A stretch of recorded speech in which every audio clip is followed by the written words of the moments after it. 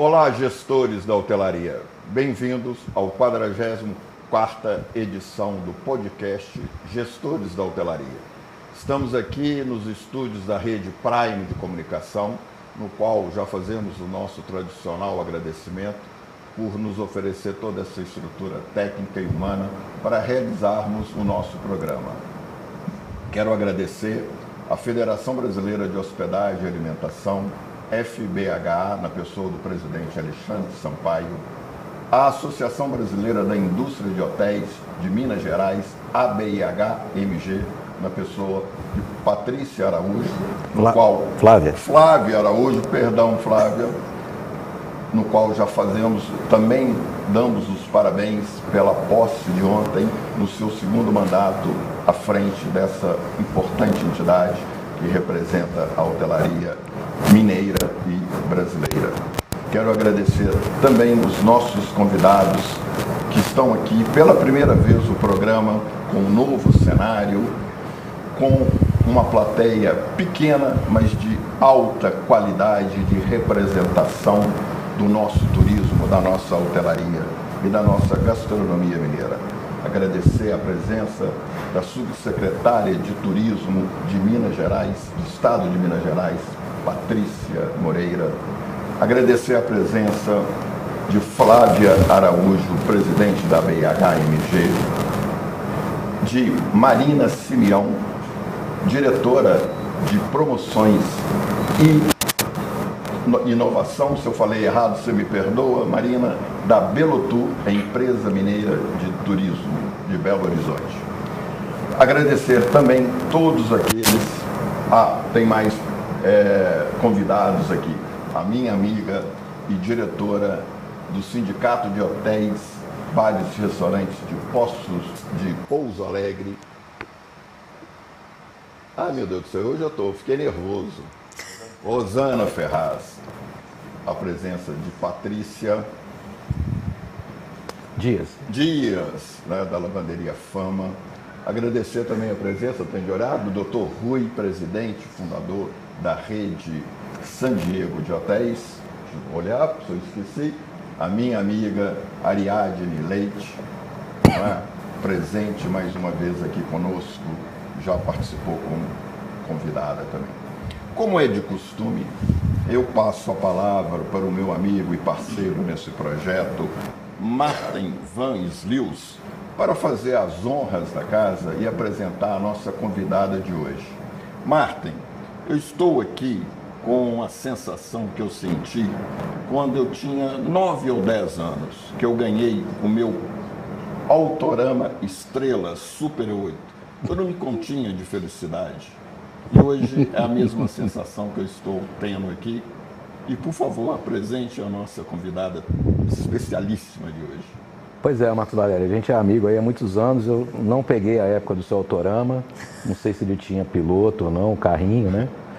Mas a gente brincou muito de Autorama e hoje, né, nós estamos aqui na 44ª edição do podcast, nesse cenário novo, com essa plateia maravilhosa, esses amigos, nossos amigos que estão aqui.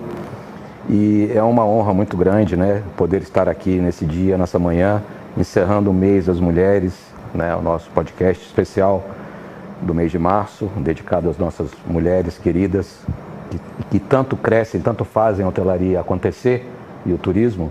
E quando a gente fala de hotelaria acontecer e fala de mulheres, nós não poderíamos jamais nos abster de ter quem está conosco aqui hoje, que é a senhora Chieko Aoki, nossa grande dama da hotelaria, conhecida e reconhecida, né, por todos como tal. É uma imensa satisfação, senhora Aoki, recebê-la aqui em Belo Horizonte, né, nos nossos estúdios e na nossa comunidade aqui de hoteleiros. Vamos brindar como tradicionalmente fazemos, com a nossa caneca, todos os nossos convidados. Sucesso para todos, né? Obrigado. Então, senhora Aoki, muito bom tê-la conosco, seja muito bem-vinda a Belo Horizonte, que lhe recebe de braços abertos. E não poderíamos deixar de prestar essa homenagem, né, para as mulheres nesse momento tão especial e poder falar um pouquinho da sua história, da sua trajetória vitoriosa, do seu exemplo de serviço, qualidade, que todos nós que atuamos na hotelaria aprendemos. Algum dia nós ouvimos falar da sua grande atuação, né? Eu pude trabalhar numa empresa, Cesar Park, que tinha a sua marca. Seja muito bem-vinda, senhora Oki. Olha, muito obrigada, estou muito honrada de estar aqui com vocês. E vou cumprimentar todos na pessoa da secretária Patrícia, né? Porque eu acho que, primeiro porque ela é mulher, vocês me desculpem, mas quero prestigiar as mulheres. E também porque é tão importante ter mulheres nesses cargos, né? Que antigamente a gente não via tantas mulheres. Olha, parabéns para a secretária Patrícia, a nossa escritora também, que trabalhou com a gente, que é professora. Então, eu acho que hoje em dia você começou bem falando do mês das mulheres, né? Porque, aliás, o mês das mulheres, não existe o mês das mulheres, existe todos os dias o mês também das mulheres, né? E eu acho que as mulheres estão cada vez mais entrando em todos os negócios e nas posições de liderança, porque está aí no mercado, estamos há muito tempo. Eu acho que é muito importante que comece mais mulheres nas posições de liderança, porque não porque seja melhor ou pior do que o homem, não tem nada disso. Eu acho que homens e mulheres juntos nós vamos transformar o país. É que acho que a mulher tem características diferentes dos homens, graças a Deus, né? Imagina se todos tivéssemos uma mesma característica. E com o mundo, eu acredito que o mundo está tão... não sei, eu acho que existe uma ansiedade em todas as pessoas no mundo de querer fazer transformações muito grandes, né? A gente vê no mundo que as pessoas estão muito menos pacíficas, não digo guerreiras, mas menos pacíficas. E não sei se vocês sabem, eu tenho uma amiga que diz o seguinte, que as guerras não têm cara de mulher. E é verdade, porque quando você olha uma mulher, você vê uma família. Quando você vê um homem, a gente não leva a mesma impressão. A gente vê e olha as mulheres e fala, nossa, quantos filhos será que ela tem? Será que ela que cuida dos pais? Então, a mulher já tem dentro dela essa coisa muito mais da humanidade. Vamos dizer, a família representada na humanidade. Então, essa característica, e o homem tem outras características tão bacanas quanto. Foram os homens que desbravaram o mercado de hotelaria, foram os homens os primeiros gerentes gerais. Eu aprendi muito com os homens, quando eu comecei com gerente geral. Não tinha homens, né? Mulheres, só tinha homens. E eles foram, às vezes me perguntam, como é que foi o seu início? Você teve muita dificuldade? Eu falei, não, nunca tive. Porque naquela época eu me senti como um homem, porque era o meu padrão. Mas eu não falava era homem ou mulher, era o meu padrão de hoteleiro, eram gerentes gerais, homens, né? E a maioria dos líderes que tinham, quase 100%, eram homens. Então, eu devo muito, realmente de coração, eu devo muito aos homens que me introduziram, meu marido também, né? Meu marido que me levou à hotelaria. Então, eu acho que a minha carreira, a forma como eu me encontrei no meu trabalho, devo muito aos homens. Em primeiro lugar, o meu marido que me colocou nesse negócio. E aí, falando disso, só aproveitando, né, para a gente fazer a linha do tempo, seu marido, a senhora nasceu no Japão, seu marido Vamos também. falar de senhora, né? Fala você. Sim, mas é que, né, o rito... Você é hoteleiro, o hoteleiro só sabe dizer senhor e senhora. Faz parte da nossa missão sempre tratar os nossos clientes assim, né?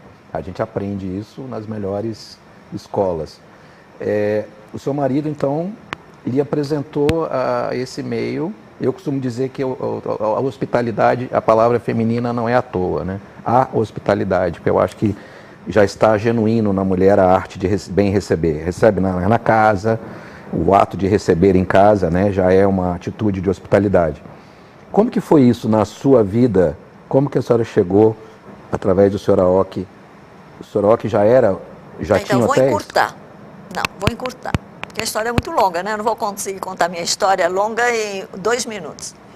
Meu marido tinha hotel, tinha sido convidado, tinha um sócio brasileiro, que era construtora, meu marido também era construtora, era sócios.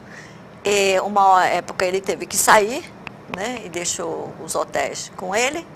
E o filho do sócio que tocava os hotéis, era o Rio e São Paulo, e ele ficou sem ninguém. eu casada já com meu marido, eu morava no Japão. Não tinha nada a ver com hotelaria, sou formada em Direito. E ele me escolheu, sabe por quê? Olha a minha vantagem. Ele falou, você sabe falar português? Eu falei, sei. Então você vai lá me ajudar, pelo menos você sabe mais que os outros. Os outros ninguém falava nem português direito. Então, foi assim, mas eu falei, eu vou fazer cursos lá no Cornell para entender. Mas Cornell, Nova York. Mas o que foi mais importante para mim, tomar essa decisão que eu poderia contribuir com ele, é que eu viajava muito com ele, com meu marido. Viajei por todos os países praticamente, né, os 4 continentes, os principais países, e eu conheci muitos hotéis. E eu vi as diferenças que existiam. Eu percebi que cada cultura tinha um jeito diferente de hotelaria. Então, sou do signo de Virgem, né? Então as virginianas são muito detalhistas, são fuçadas. Mulher é fuçada, eu era virginiana e eu tinha muita curiosidade. Então, eu vi, por exemplo, isso já faz séculos atrás, mas eu vi que num hotel na Suíça a gente tinha agulheiros, né? Mas na época não tinha, agora a gente tem, mas na época os homens tinham que pedir para a governança pedir para pregar um botão que caía. Não tinha aqueles agulheiros ainda. Mas quando eu fiquei num hotel na Suíça, tinha a agulha com a linha colocada, e eu soube que foi uma mulher que fez isso. Então eu falei, nossa, as mulheres realmente sabem que o homem não sabe enfiar a linha na agulha. Então são essas coisas que foram me despertando a diferença, a importância dos pequenos detalhes da hotelaria, e que eu percebi que tinha uma hotelaria na Europa, era uma hotelaria mais tradicional. Eu digo tradicional, na época para mim não era tradicional, era uma hotelaria mais elegante, mais sofisticada, com aqueles lençóis impecáveis, né? Tudo impecável, era europeia. Depois, vamos pegar os Estados Unidos, né? Estados Unidos era uma hotelaria diferente, não tinha essa coisa impecável. Glamour, né? Mas tinha uma gestão muito, né? Meu marido tinha, como eu disse, tinha empresa de construção, que também atuava nos Estados Unidos. Então eu via as diferenças, e a japonesa, onde eu morava, em Tóquio. E a hospitalidade japonesa também era muito diferente.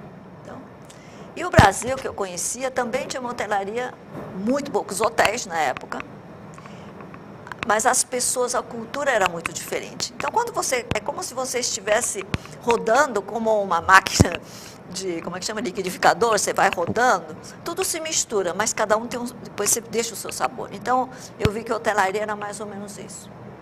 E depois, quando meu marido pediu, eu fui estudar e voltei, eu falei, como é que... Ele falou, olha, tá aqui, você faz o que você achar que é melhor.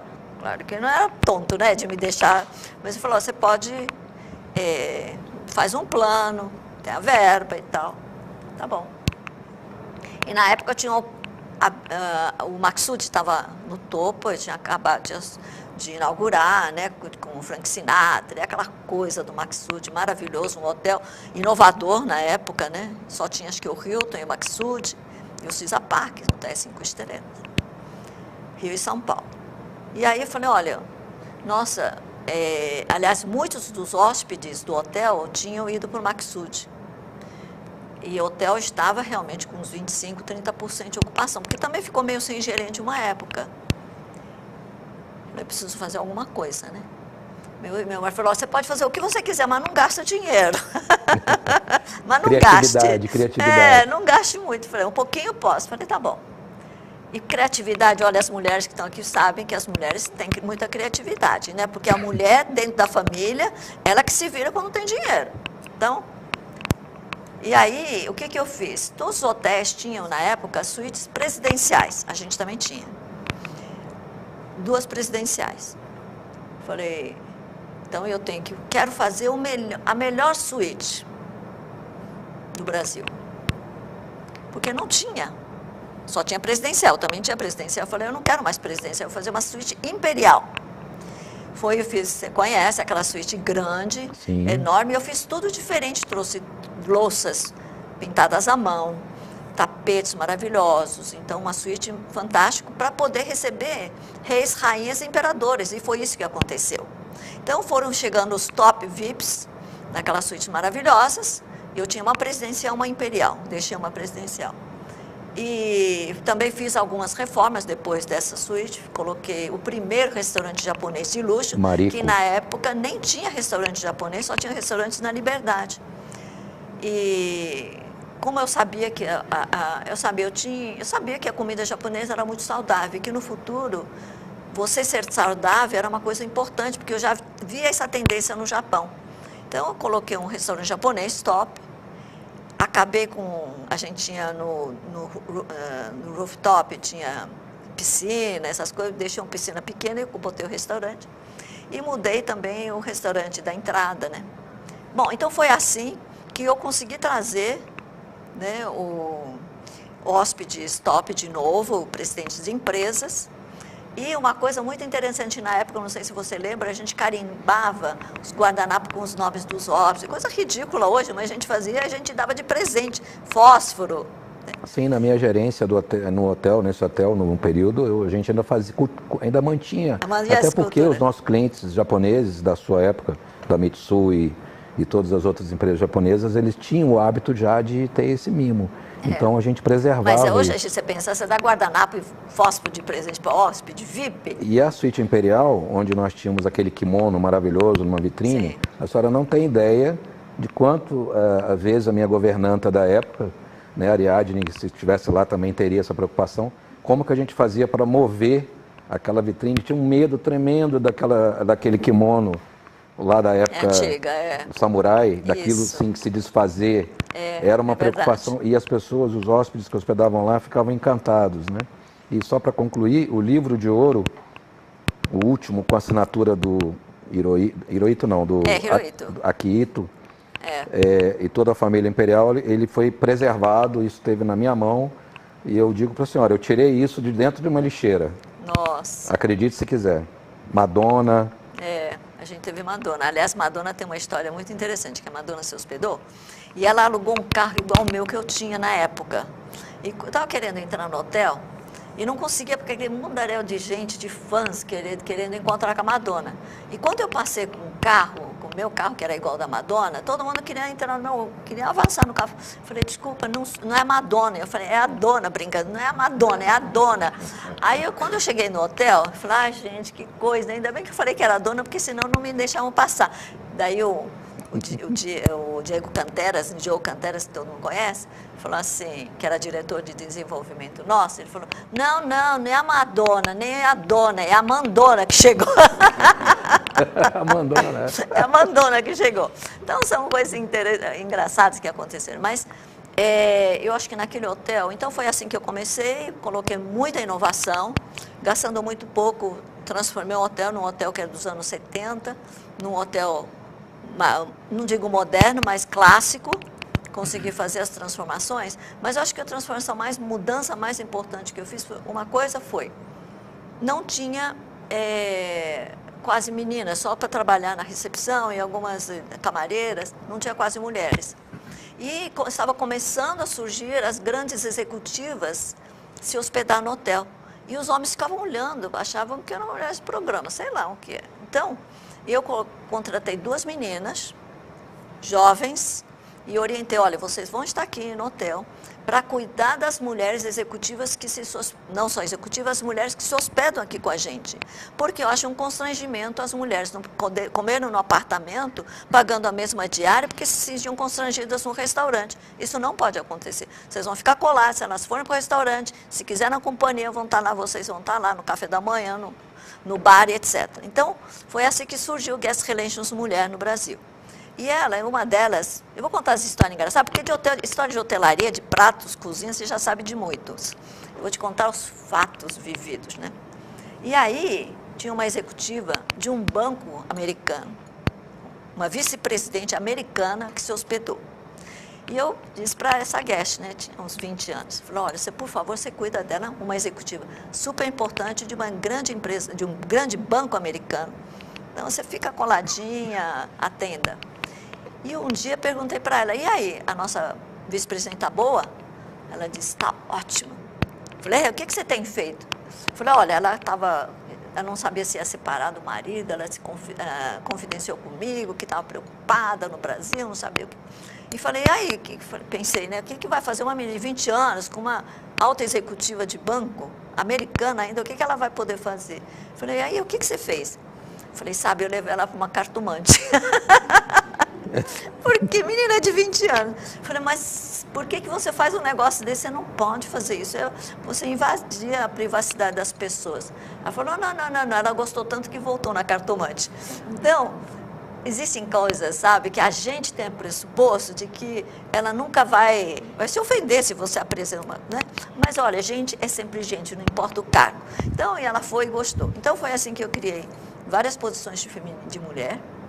E eu lembro que eu tinha uma governanta que levava a sua filha para trabalhar, ajudar, porque era criança, ela tinha que cuidar do filho, ficava lá fazendo. Então, eu acho que o olhar feminino, eu acho que ajudou aos poucos a criar o ambiente de hotel, que era na época muito masculino, um pouco mais familiar, um pouco mais leve, porque eu tinha minha vice-presidente também, que era mulher, uma mulher super competente, que fazia vendas, né?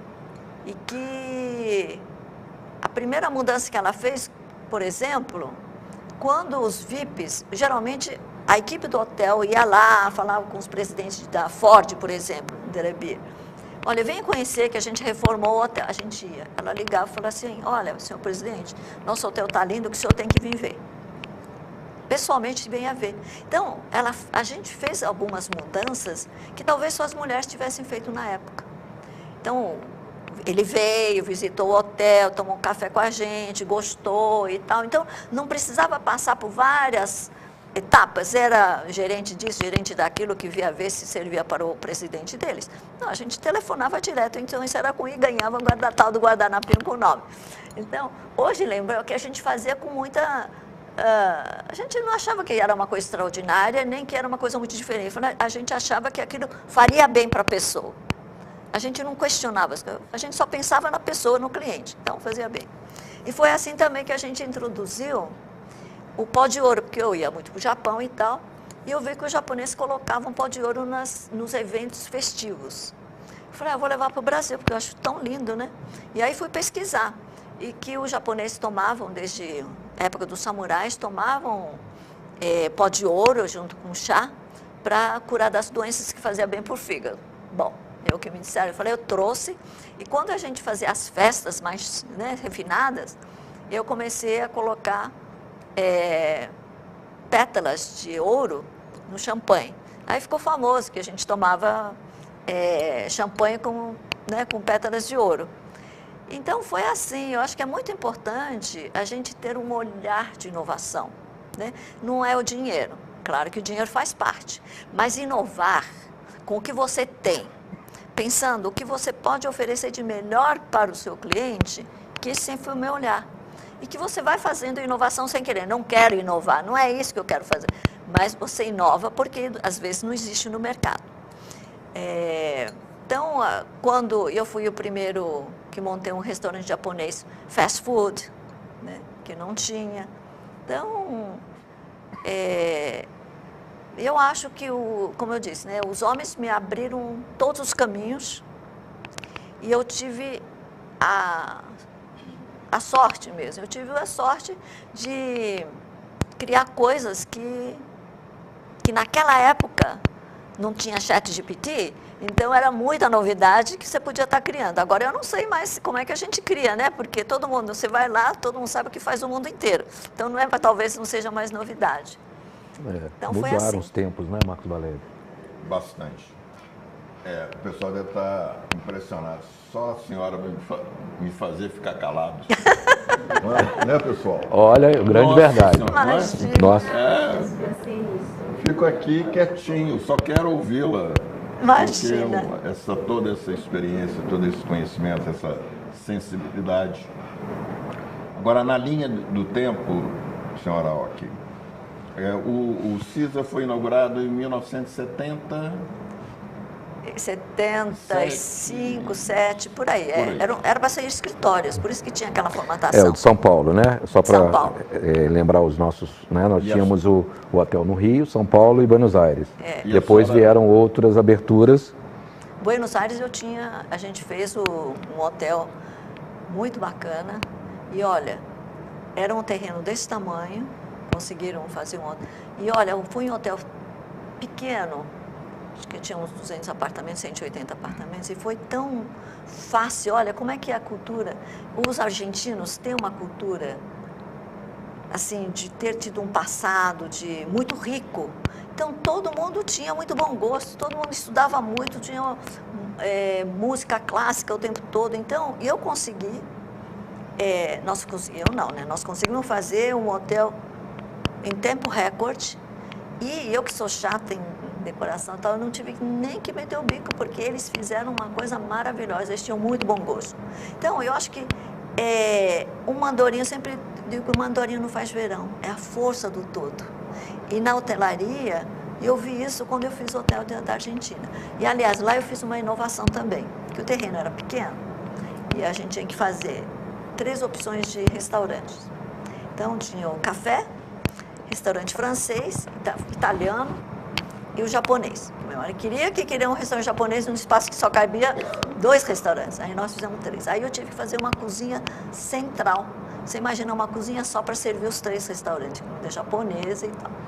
Mas foi um sucesso, foi a primeira vez que a gente fez, que nós fizemos, e eu vi que dá certo você ter uma cozinha. Só algumas repartições, louças separadas e tal.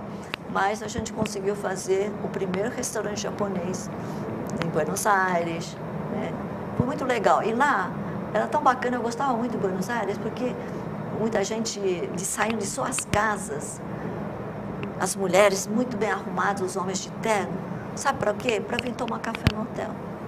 Passar a noite, vir tomar um café.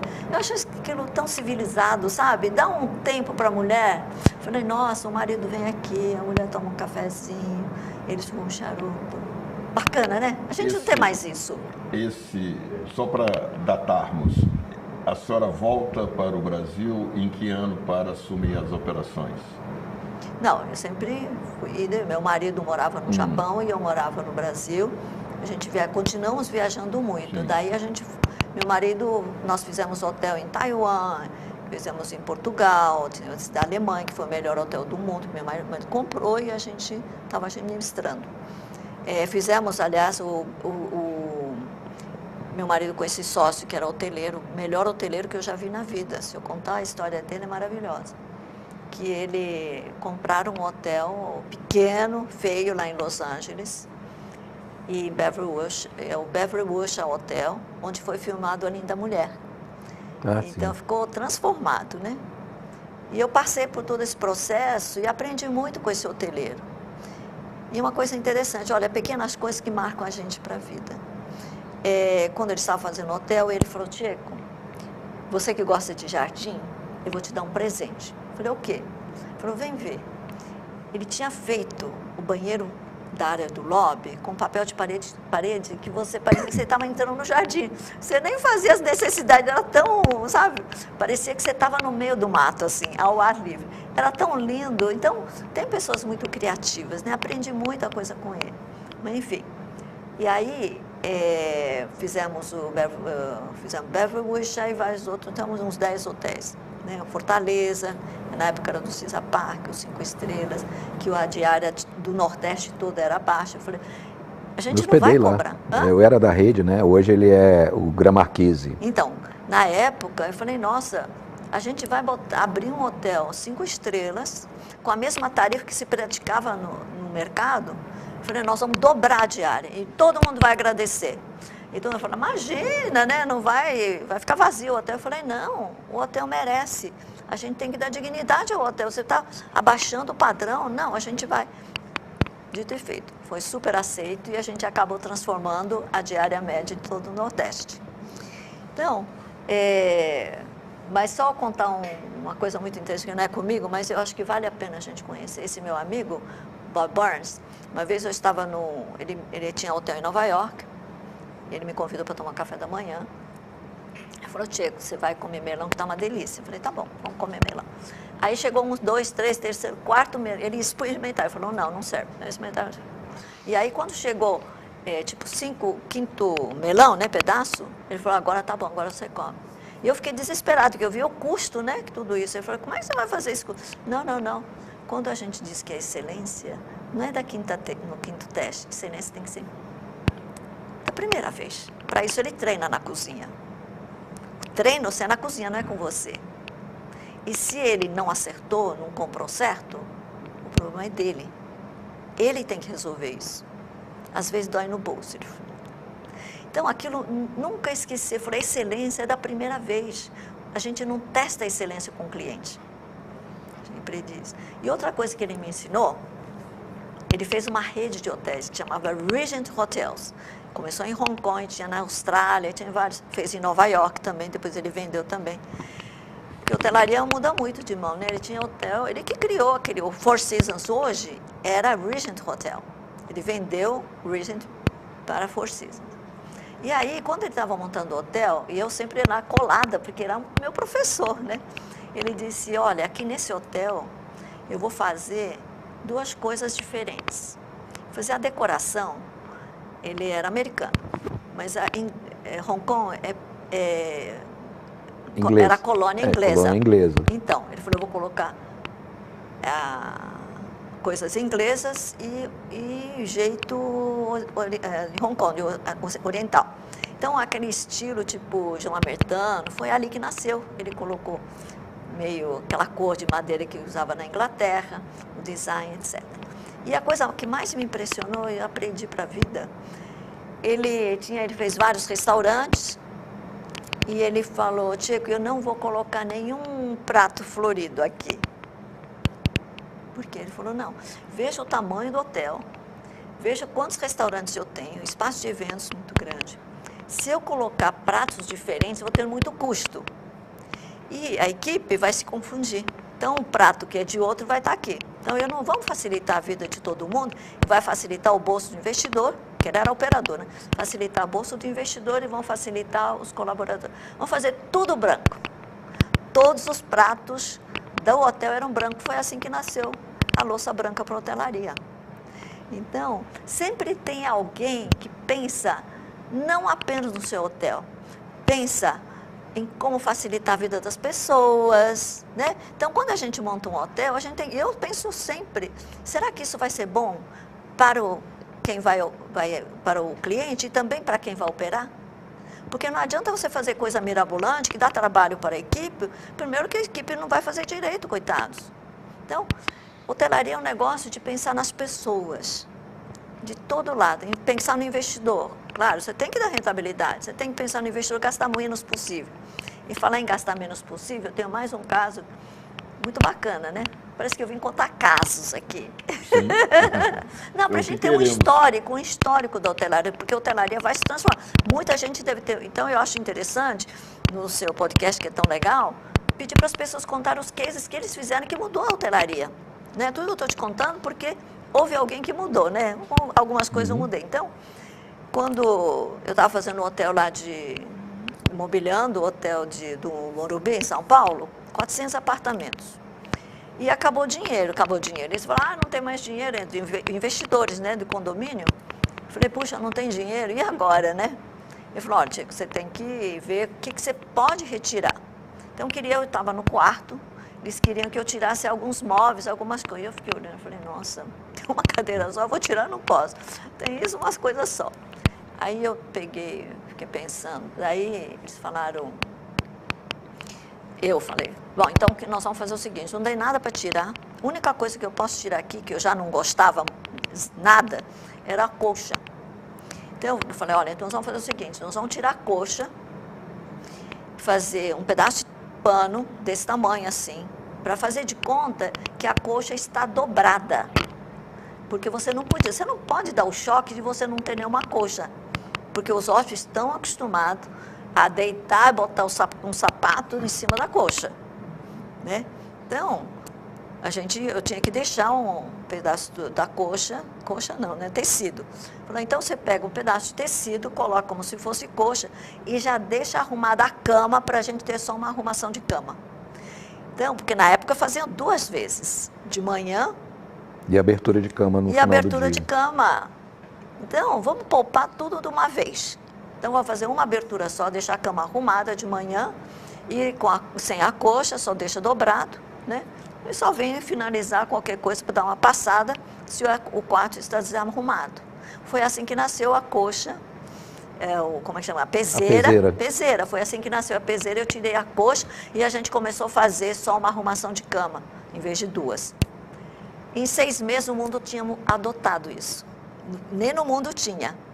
Não, quando a gente faz uma coisa racional para o bem, seja do investidor, seja da equipe, para a equipe também era ótimo, porque tinha que dobrar aquela coxa e botar, eu acho tinha uma pena, porque era pesada, tinha coxas muito pesadas, custo, né, mais alto.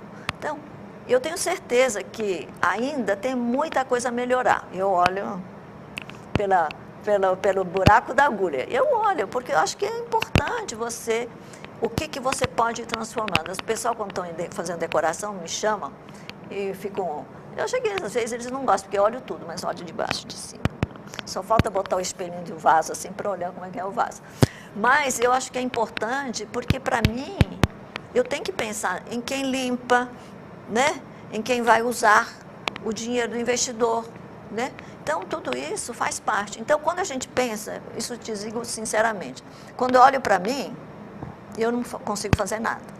Mas quando eu olho para o outro, quem vai usar, de quem é o dinheiro, tudo, eu consigo entender o que vai ser melhor para as pessoas.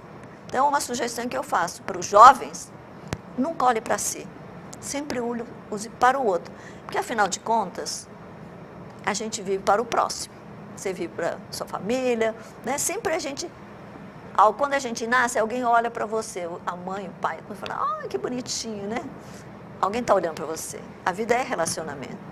Exatamente. Quando você morre, a primeira coisa que me deixa mais triste é que nem na Índia, né? As pessoas morrem sozinhas. Isso eu acho triste. Uhum. Né? Porque as pessoas vêm para fazer relacionamento no mundo. Sem e dúvida. Morrer sozinho no final, eu fico muito emocionada, eu acho que é muito impactante. Então, relacionamento é muito importante. Só para fechar esse capítulo. O lema da Blue Tree né? Quando eu estava criando a Blue Tree, que a Blue Tree é a tradução do meu nome, né? Árvore Azul. Meu nome é Blue Tree, Árvore Azul, meu nome. Quando eu estava criando a Blue Tree, era a época em que a Madre Teresa, acho que faleceu. E aí eu sou católica, eu gostava muito das atividades, ações da Madre Teresa. E aí foi que eu vi ela, num texto que ela falou, que ela diz que não deixe jamais que alguém chegou até você, vá embora sem sentir-se melhor ou mais feliz. Esse é o lema da Blue Tree. Isso que é todo colaborador que chega na Blue Tree, a primeira coisa que o colaborador aprende, não é? Não deixe jamais que as pessoas cheguem até você, vá embora sem sentir-se melhor ou mais feliz. Então, você sempre tem alguma coisa que você pode dar para alguém, ou você pode fazer para alguém. Duvido que a gente não possa ajudar uma pessoa, alguém. Não é dar dinheiro, pode até dar, mas eu acho que tem sempre alguma coisa que você pode ajudar. Esse conceito uma palavra. Alma Blue Tree, que foi criado por vocês, a Blue Tree, só para contextualizar, foi fundada em 97, né, já numa etapa seguinte da sua trajetória. Eu nem falei da West, mas tudo bem. E assim, depois desses anos de excelência, trazendo vivências maravilhosas do mundo inteiro, de todos os continentes, fazendo essa miscelânea de ideias e de conceitos novos e a visão, né? Essa visão maravilhosa que a senhora sempre teve da hotelaria. E aí surge a Blue Tree com o seu nome, como diz a tradução literal. E hoje vocês têm um programa chamado Alma Blue Tree, que provavelmente é baseado nessa coisa das pessoas saírem melhores do que chegaram dos hotéis. Essa é a ideia. Essa é a ideia. E nasceu porque no japonês, eu falo japonês. Japonês, todas as coisas que impactam as pessoas tem a palavra alma. E em japonês, a forma como escreve um louco, uma pessoa que é louca, não é normal, escreve alma errante. E aquilo me impactou. Não existem pessoas loucas. Existem almas que foram por caminhos diferentes. Então, você tem condições de resgatar. É um caminho. Então, saber outras línguas também é importante, né? Bom, só voltar um pouquinho, eu trouxe na época, quando eu criei a Blue Tree, trouxe a gestão japonesa, né? Acho que fomos a primeira empresa a trazer gestão para a hotelaria, criamos, né? E, então a gente é muito rigoroso. Por tudo isso que eu estou falando, parece que eu estou voando. A senhora se refere à qualidade total, que era o professor Falcone, que foi para o Japão. Isso, Falcone, a gente levava gente nossa, mesmo na época do CISAPAC a gente levava, mas a gestão, né, formatada, tudo, foi quando eu fiz a Blue Tree. Mas a gestão foi muito importante na nossa vida, porque hotelaria, o pessoal achava que era sorrir, receber pessoas. Hotelaria é business, é negócio. Então, na Blue Tree tem uma coisa também que as pessoas aprendem, né, Vinícius? Meta é meta. Meta é meta, frase é frase. E não tem desculpa. E tanto que não tem desculpa que uma vez me deram uma festa de final de ano, uma colaboradora me trouxe um dicionário. Falou, vou dar de presente. Eu falei, obrigada. Aí ela pegou, abriu, estava marcada a página desculpa. Ela falou, você não precisa dessa página. Ela rasgou a página de desculpa, porque eu não aceitava desculpa de jeito nenhum. Meta é meta, prazo é prazo e não tem desculpa. E a gestão na Blue Tree, o Vinícius sabe, você tem 15 minutos só para dar resultado, dizer resultado, atingiu, se não atingiu, o que vai fazer? Na Blue Tree a gente não gosta, né? Bom, enfim, foi assim que a gente fez. E agora eu acho que estou numa outra fase, com o negócio da Alma Blue Tree, que eu sempre fiz, né? Na época do CISAPAC, eu já tinha criado a Alma. Por quê? Porque eu fui fazer uma palestra lá no Maxud. Só tinha homens, só homens. E me falaram para eu falar de hospitalidade. E aí eu falei que eu acreditava muito que a gente fazia com o coração, com a alma. E terminei a palestra e ninguém bateu palma, você acredita? E até hoje eu lembro. Ninguém bateu palma? Olhou assim para mim, de quem está assustado. Eu falei, você não precisa bater palma, mas um dia vocês vão me dizer que eu estava certa. Isso 35 anos atrás, só tinha RH homem, eles não acreditavam nisso. E depois, viram, hoje em dia tu não fala de alma, de coração, porque o mundo mudou. Então eu vejo que antes a gestão era muito mecânica. Hoje é muito mais orgânica, ela vai, sabe, é muito mais humanizado. Então, eu comecei a criar humanização na hotelaria muito antes. Por quê? Não é que eu quisesse criar, mas porque como eu tinha muito foco na equipe e nos investidores e nas pessoas, né, nos hóspedes, então eu só tinha olhar para as pessoas, não tinha olhar muito para outras coisas. As outras coisas vinham como consequência do que eu queria fazer com as pessoas. Senhora Ock, vivemos, a senhora sabe muito bem, vivemos num mundo contemporâneo de excesso de individualismo, não é? Negação ao outro, radicalização, sectarismo. Ouvindo a senhora falar sobre, a senhora repetiu a palavra humanidade, humanismo o tempo todo. Outro aspecto que vivemos hoje é o apagão de mão de obra, que é um tema que sempre conversamos com os nossos convidados aqui. O setor, a economia como um todo, os setores produtivos, você pode conversar com o minerador, com o agricultor, com o industrial, a questão da mão de obra vem sempre à tona. Na hotelaria não é diferente. E sabemos muito bem que a hotelaria são pessoas. É a relação humana muito bem descrita pela senhora. Qual a sua visão desse momento e qual caminho a senhora enxerga, vislumbra que podemos, as lideranças como a senhora e tantos que estão aqui presentes conosco, podemos fazer para, primeiro, trazer o interesse dos jovens para o setor da hotelaria, que a gente percebe que não tem sido um setor que atrai os jovens. Qual a visão da senhora a respeito? Bom, não tenho nenhuma bola de cristal, né? Fiquei olhando aqui, eu não tenho nenhuma bola de cristal. Agora, eu acho que é um resultado daquilo que nós plantamos, né?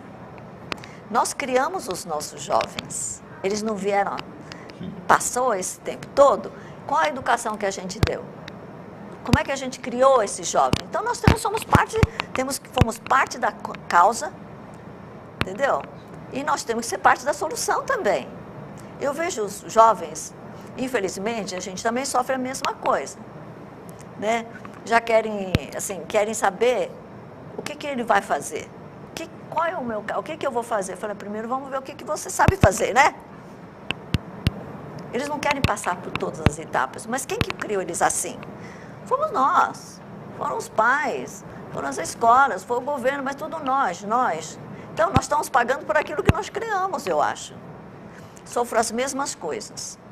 Mas, eu acredito que criticar não adianta. A gente tem que se resolver. Então, na nossa empresa também acontece isso, que vem e já querem, né, achar que trabalhar 24 horas, não tem feriado, quando todo mundo está de férias, ele está trabalhando. Tem gente que não se adapta, mas tem gente que se adapta.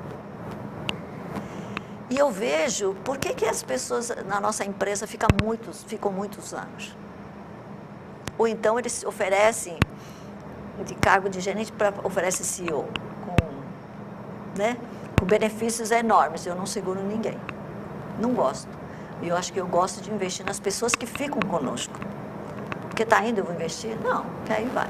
Eu choro, tal, mas tudo bem, isso faz parte da história da vida de cada um. Então, eu acho que, em parte, como eu não gosto de criticar os jovens, porque eu acho que eu também tenho parte disso resultar. Eu criei esse mundo também.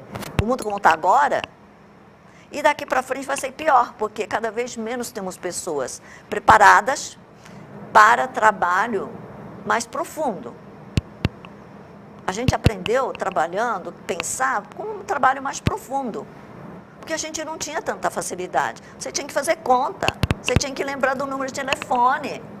Será que era fácil? Não era fácil, mas você fazia. Hoje ninguém sabe. Você ensina nas crianças, as crianças podem até fazer conta, mas chega em casa e fala, entendeu? Sabe usar o ChatGPT melhor que a gente. Hoje tem tradução simultânea, então, né? O Google Translator, cálculo, né? No Google digita lá, agora vai entrar em inteligência artificial. Os jovens realmente... vai perder aquela profundeza, sabe? Que eu digo que o Descartes, né? Dizia, né? Penso, logo existo. Sim. Será que a gente não existe mais? René Descartes dizia, né? Penso, logo existo. Cogito, né? Penso, logo existo. Cogito, ergo sum. Não é mais. Então, como é que a gente vai fazer? É uma outra realidade. Né? Será que vai trabalhar poucas horas? Eu não sei, eu não tenho a solução. Mas, na Blue Tree, ainda conseguimos fazer com que quem gosta fique com a gente e faz um trabalho extraordinário.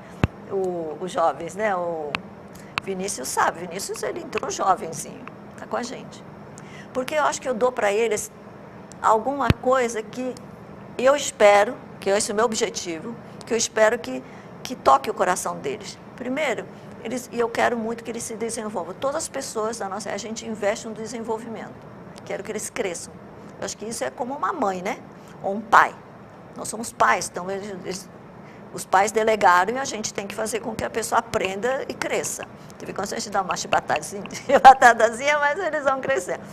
Depois, eu quero que eles sintam, que eles saibam que eles estão inspirando o setor de hotelaria. Porque se eles desistiram, não vai existir mais serviço. Eu falo, olha, a Blue Tree tem a obrigação de ser exemplo de que a hotelaria é serviço, que a hotelaria é hospitalidade. Então, tem que ter orgulho. E eu sempre, olha, a minha orientação para eles, falei, olha, o que vocês praticam aqui no hotel, pratiquem em suas casas, pratiquem nas escolas. Porque o meu objetivo, tudo bem, é fazer uma boa hotelaria, mas criar pessoas boas, pessoas que contribuam, que eles saibam que eles estão deixando um legado. Então, eu quero influenciar, sim. Quero inspirar outras redes hoteleiras a trabalharem melhor, pelo menos com uma boa gestão, com uma boa administração das pessoas. É uma responsabilidade muito grande com as pessoas que vêm, não ficar enganando. Porque quando o hóspede sai chateado, eu acho que a gente está enganando. Eu olho o guest como, eu chego tarde, ontem cheguei tarde, tinha que levantar às 3 da manhã por causa... 3h30 por causa do Vinícius, eu levantei 3h30. E ontem eu falei, Vinícius, eu não quero sair 3h30, acordar 3h30, eu vou dormir tarde. tinha um jantar, tinha a gravação lá da Cristiane Pelayo. E aí, falei, tudo bem, mas não fica quebrando. Ele falou, tem que... falou, vou ter que gastar mais 3h30, como é que eu vou justificar? Falou, deixa assim mesmo, eu acordo às 3h30. Bom, levanta às 3h30. Então, e aí, o que eu acho que é importante? Cada uma das pessoas que trabalham conosco tem o orgulho que eles estão esperando no mercado. Que eles têm essa obrigação, assim, moral de criar uma hotelaria no Brasil que seja... Que você fala assim, não vem gente mais no Brasil, não sei o quê. Por que a gente está fazendo? Não é querer que as pessoas venham. As pessoas vêm porque querem vir. Você não obriga ninguém. Exatamente. Porque o Brasil é atraente, as pessoas são bacanas. Sabe quais são as características do brasileiro? Quando eu estava fazendo o trabalho aí, para entender, né, exatamente o que é a hospitalidade brasileira, falei com a Betânia Tanuri, uma mineira, consultora, a maior consultora, né, de grandes empresas do Brasil, da Magalu, da Itaú. As grandes empresas têm a Betânia como uma grande mineira, mulher. E ela, perguntei para ela, Betânia, quais são as características do brasileiro? Será que o brasileiro tem características para hospitalidade? O brasileiro primeiro, é autoritário. Acho que deve ser reminiscência da época da colonização. O brasileiro é autoritário. Segunda coisa, o brasileiro é cordial, acolhedor, flexível, né? Se adapta facilmente, né? Isso. E alegre eu coloquei por minha conta, porque eu acho que o brasileiro é alegre comparando com outros países. E a terceira coisa, característica do brasileiro, ele é relacional. O brasileiro adora fazer relacionamento, adora estar em conexão com as pessoas. Então se isso... Eu falo, nossa, mas são as características de uma pessoa que será um bom hoteleiro, de uma boa hospitalidade. Eu acredito no Brasil. Só que, desculpe, precisa ser mais disciplinado. E é isso que eu ia falar. O item disciplina faz parte dessa... Então, mas eu tenho a parte japonesa, né? Exato. O japonês é disciplinar, não é cordial, mas é mais fechado. Não é expansivo. O japonês, você só vai na quinta vez que ele te convida para sua casa, porque senão você não vai. O brasileiro, na primeira, te leva na festa do aniversário. Então, tem coisas totalmente diferentes, mas ao mesmo tem valores iguais. Gosta de gente. Então, o jeito japonês de ser disciplinado, sentimento de responsabilidade, de organização, que é o método, né? O método do Falcone nasceu no Japão. Então, eu juntei isso tudo e coloquei no treinamento da Blue Tree. A Blue Tree tem tudo isso. É uma empresa super rígida nesse sentido de método. Por isso, eu criei um novo método de treinamento. Não sei se você conhece, a Blue Tree tem. Nós temos um método da Alma Blue Tree de treinamento. Todos passam. A gente tem uma academia de excelência, onde todos passam. Primeiro,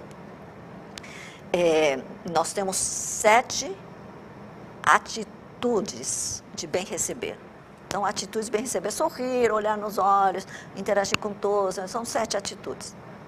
Nós temos 7 regras de bem servir. O que são as 7 regras de bem servir? Atendimento, não é atendimento, é regras de servir. O que é isso? Para eu servir bem, eu tenho que ter todas a infraestrutura bem estruturada, é ser profissional. Para você se encaixar nas 7 regras do bem servir, você precisa ser excelente profissional. É ali que eu cultivo o profissionalismo. Até para, como é que você serve? Você é da direita, para a esquerda. Tudo na medida certa, isso é profissionalismo, é o bem servir. São os padrões da empresa. Você tem a obrigação de seguir o padrão da empresa. Segunda coisa, trazer novas... tem que terminar. Novas regras. E a sétima e a última, 7, que é o bem cuidar, passos bem cuidar, porque você nunca chega a cuidar bem das pessoas. Você tem a melhor das intuições, mas você nunca consegue fazer como uma pessoa gostaria. Então, 7 passos do bem cuidar. Então é isso, eu criei um método que eu espero que as pessoas se assimilam bem, né, Vinícius? E a gente passa isso para todo mundo, de cima a baixo. O diretor, camareiro, tem que ter a mesma linguagem. E a gente tem surpresas fantásticas nesse método. Eu hospedado no seu hotel em São Paulo no mês passado, eu percebi claramente que existe, inclusive, jovens, né, o TRI, o Faria Lima, muitos jovens trabalhando, então os jovens realmente se sentem orgulhosos de estar ali. Eu percebi isso. Uma apresentação impecável, me chamou a atenção o crachá com o nome, o uniforme, né? Assim, dentro do que a gente vê na hotelaria hoje. Puxa a orelha de vez em quando. Hoje a gente chega nos hotéis, as pessoas, ninguém sabe o nome de ninguém mais. Você fala com um gestor hoteleiro a importância de colocar o nome do colaborador. Ah, não, mas isso não é importante. Como não é importante? Ele também tem um nome, o cliente gosta de ser chamado pelo nome, o colaborador também. É uma coisa que E está na nossa regrinha, viu? Pois é. 7 atitudes do bem receber. Então, assim, a gente vê que realmente essa cultura está bem empregada. Eu queria pedir para o João passar o vídeo da Blue Tree. Deixa eu só fazer uma coisa rapidinho. Claro. Eu quero que, ser inspiradores da hotelaria, quero que a hotelaria como um todo inspire todo o setor do mercado de serviços, porque só assim que a gente consegue sermos um destino onde todos os turistas vão querer. Não apenas pela natureza, por comida, música e tal, né, que são famosas, mas pelas pessoas. Porque imagina o Brasil, no setor de serviços, hotelaria, todo mundo atendendo, como o brasileiro sabe, com toda a cordialidade que eu já falei que são as características. Era isso, para fechar. Vamos dar uma olhada, João, no vídeo da...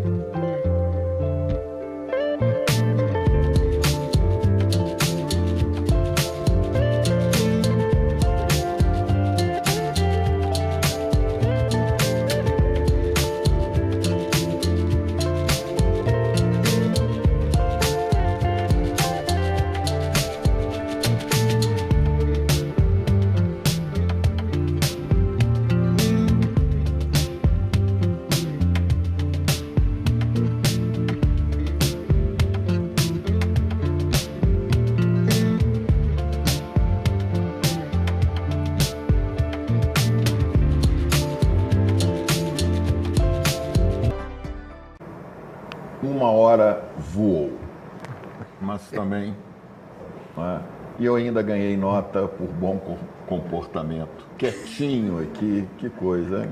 Parabéns, vai ganhar um autorama. Vou ganhar outro autorama. Enquanto só falava, eu anotei aqui, vai ser palestra no Encontro da Hotelaria, 7 regras do bem servir. Está aqui anotadinho. Daqui a pouco eu vou fazer o convite à senhora em off. Chegamos ao final, infelizmente. A bateria, nós temos bateria para continuar. Temos tempo. Mas o microfone não tem. As baterias têm vida limitada. 1 hora de aprendizado, 1 hora de encantamento. Realmente uma grande felicidade minha e do Martin hoje, né? Emocionante. Recebê-la aqui, ouvir a sua história.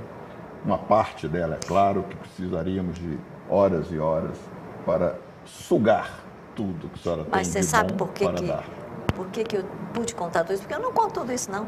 Porque você tem relação com o Cisa. Eu me senti tão em afinidade, porque não tanta gente conhece o Cisa, né? Fiquei muito feliz de ter essa linha de conexão com você. Aqui, depois de anos trabalhando em outras redes, eu estive, né, em outras redes hoteleiras, e toda vez que alguém falava assim, qual é a marca hoteleira mais admirada no Brasil? Não é porque eu trabalhei lá, não. Mas isso foi estudo de pesquisas de empresas que nem são de hotelaria, empresas de marketing e tal. O Elmo, do Cisa Park, é uma referência até hoje. Os hotéis, né, essa marca praticamente... Aqui em Belo Horizonte, curiosamente, nós temos um, Cisa Business Belvedere, que é um dos poucos que sobrou, mas até hoje as pessoas lembram do Cisa como uma referência. Quantas pessoas já perguntaram para a senhora se o Cisa de Las Vegas foi baseado no Cisa Park de Ipanema, Vieira Solto? São Paulo. Eu, quantas vezes respondi essa pergunta? Não, não tem nada a ver, é Caesars. Caesars Palace, não é César Park, né? Aí as pessoas perguntam, é César ou é César? Porque o certo seria César, né? Do imperador romano. Mas, resumindo, é uma referência. Obrigada. Até hoje, mesmo os hotéis não estando mais na prateleira, assim, na linha de frente. As pessoas simplesmente têm isso guardado para sempre. Isso é fruto de tudo isso que a senhora contou aqui. Ah, muito obrigada. Não é isso? Fico muito feliz. Em nome dos hoteleiros mineiros, belo-horizontinos, em nome de todos os mineiros, muito obrigado por estar aqui conosco. E as suas considerações finais e com a promessa que vai voltar. Sim. Olha, primeiro, com certeza. Mas eu fico muito honrada de estar aqui, principalmente porque a gente ouve muito falar de Minas e de Belo Horizonte. Eu acho que vocês estão fazendo um trabalho fantástico. Antigamente a gente ouvia falar muito de Salvador, quando Paulo Gaudense falava muito, Paulo Gaudense da Baía Tursa, né? E depois se dispersou um pouco. E eu vejo que aqui vocês estão fazendo um trabalho excelente dos destinos de Minas, né? De Belo Horizonte. É isso, eu acho que se você não... a gente é responsável para aparecer, não é os outros que te procuram. Se você não é responsável para aparecer, se você não constrói essa estrada, é difícil. Então eu acho que realmente eu fico muito feliz que tem mulheres também, bastante mulheres, a Patrícia, que estão à frente, não é porque ela está aqui, mas porque eu tenho ouvido, vocês sabem disso, então a gente tem ouvido do Destino Minas. E o governador tem andado. Outro dia ele estava lá no Brutri. O governador tem andado. O papel do governo é isso, né? Vestir a camisa e sair por aí e falar, aqui esse é meu estado, está aqui, olha, estou pronto para receber vocês, seja para investimento, seja para isso ou aquilo, para vocês visitarem qualquer coisa. Então, e a gente tem que fazer o mesmo, não deixar na mão do governo, acho que cada um tem que fazer a sua parte. Né? Também divulgar e também fazer com que eles voltem sempre, não vão embora. Minas é um estado abençoado, né? Sempre foi, a sua natureza, suas riquezas. Comida, gastronomia, como nós sempre falamos, né? Minas não tinha mar, agora tem, né? Temos aí né? o mar de Minas. E nós temos um governador que faz um trabalho, trouxe uma confluência de momento adequado pós-pandemia, as pessoas buscando natureza, buscando experiências fora, né? Em lugares exatamente com esse perfil. Com o Ilhotim também. Com o Ilhotim, etc. Junto com uma gestão pública brilhante, né, com o governador, com o nosso secretário Leônidas Oliveira, que é aqui a Patrícia Moreira, né, da secretaria. Então, tudo isso junto, misturado, fez com que a gente esteja hoje... A BH Minas também, não é? Sim. A BH Minas também de mulher? Olha, vocês estão tudo então, a confluência, bem servidos. Tudo está conspirando a favor de Minas Gerais estar se posicionando dessa maneira no cenário nacional e agora a ideia é que seja internacional. Posso só fazer uma nota? Mineiro tem muito igual ao japonês, trabalha em silêncio. Quem disse isso foi Magalhães Pinto, num palanque em 1960, ele falou isso e todo mundo acreditou. É mesmo, mas eu acho mesmo, tenho amigos mineiros que nunca contam e depois quando você vê eles já estão grandes. Só que o marketing, nós temos que começar a divulgar Minas, e assim, o silêncio no planejamento, na estruturação, mas a propaganda é a alma do negócio. E o seu programa aqui leva para fora, eu acho que pode ajudar muito Minas. Com certeza. Precisa, né, levar. Parabéns, eu acho que é um negócio muito importante. Tudo que é divulgação hoje em dia, a gente vive isso, né, de divulgação hoje em dia. Então, parabéns, né, pela iniciativa também. Soroc, muito obrigado em nome do nosso público aqui presente, que veio prestigiar né, pessoalmente aqui, termos a sessão de fotos aí, né, agora. Mas antes de ir embora, eu quero comer, como é que chama? Broinha? A broinha.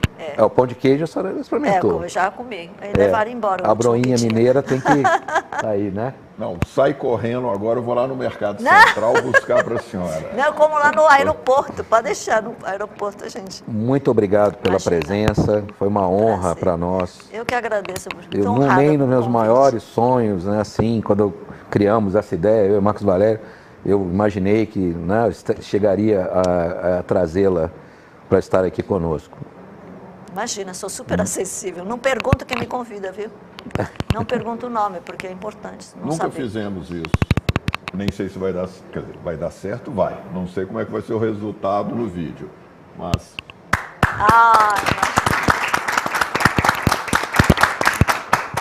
Vou agradecer de pé. Obrigada. Muito obrigado, senhora Ock. Obrigada. A Federação Brasileira de Hospedagem e Alimentação é uma entidade sindical constituída por sindicatos de hotéis, bares, restaurantes e similares espalhados por todo o Brasil. Desde 1955, cuida e representa os interesses dessas categorias e hoje compõe a pirâmide sindical da Confederação Nacional do Comércio de Bens, Serviços e Turismo, CNC. Nossas ações diárias e resultados podem ser acompanhados através do nosso site e das redes sociais. Eles são o combustível para que possamos conquistar novas vitórias, investindo cada vez mais no desenvolvimento do setor, da sociedade e do país. O turismo tem se recuperado de uma maneira importante no Brasil.